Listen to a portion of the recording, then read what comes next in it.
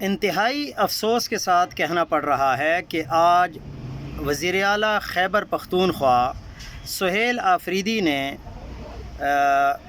صوبائی اسمبلی کے فلور پر جب یہ کہا کہ میرے صوبے کی پولیس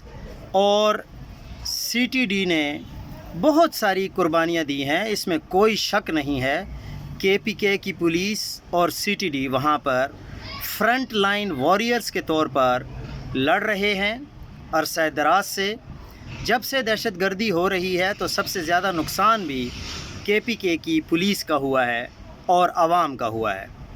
ان کو محسن نقوی صاحب نے 2-3 دن پہلے تحفے میں کچھ بلٹ پروف گاڑیاں دیں جو کہ ایکسپائرڈ ہیں، اقوام متحدہ کی استعمال شدہ گاڑیاں ہیں، اور سہیل آفریدی نے ساتھ میں یہ بھی اعلان کیا کہ میں وہ گاڑیاں محسن نقوی صاحب کو واپس دینے کا اعلان کرتا ہوں۔